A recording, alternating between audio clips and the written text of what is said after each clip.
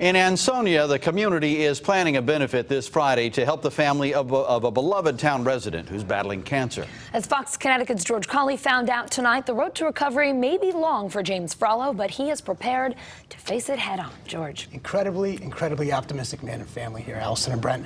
James Frollo is a judicial marshal, a youth soccer coach, an active member of his church, and a loving husband and father. His busy schedule took a back seat when he was diagnosed with cancer earlier this year.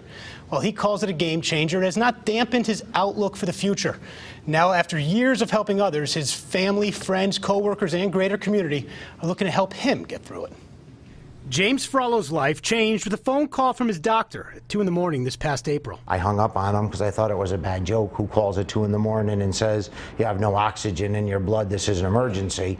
So I hung up. He called right back. He's like, you know, Mr. Frollo, this is Dr. Ballas from New Haven, you need to come here right away. You have zero oxygen in your blood. Diagnosed with stage 4 B-cell non-Hodgkin's lymphoma, the 44-year-old turned to his family and his faith. He changed to a healthy vegan diet and read everything he could about the disease, determined this battle is his to win. Even though that cancer is a very big, scary word and it seems so intimidating, I have stage 4 cancer. I am no longer intimidated by it. Frollo says he has undergone about 20 blood transfusions and 2 chemotherapy sessions.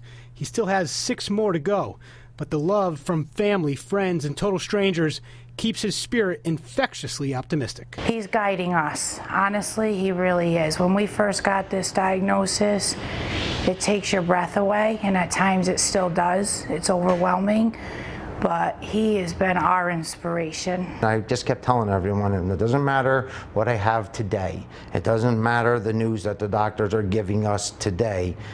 We're going to finish strong. We're not going to quit.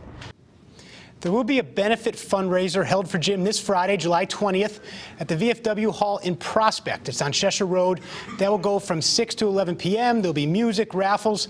Sounds like it's going to be a great night with some great people. And anyone who cannot make it and is looking to help out at all, there is a fund set up at Webster Bank in Milford on Merwin Avenue.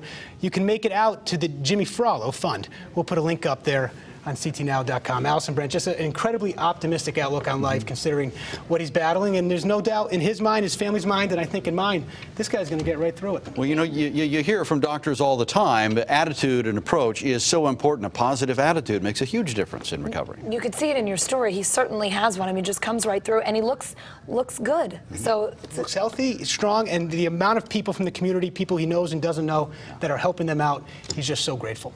We'll keep him in our thoughts and prayers. Thanks, Absolutely. George. And George, before you went to Ansonia tonight, George has had quite a busy night. You saw a bit of storm damage over in Sharon. It was quite a day there, Allison and Brent. You guys certainly had one. Yeah, we saw several trees come down across the roads, even some on houses. Take a look at this. We caught up with one resident who says the storm, when it came, it was fast and furious. Incredible winds were blowing and everything was going horizontal. And as we watched, this big tree out in the front yard just collapsed. And of course we had no idea what was going on beside the house with the tree that was at that point falling on the garage and the side of the house. But it was one of the scariest things I've ever experienced.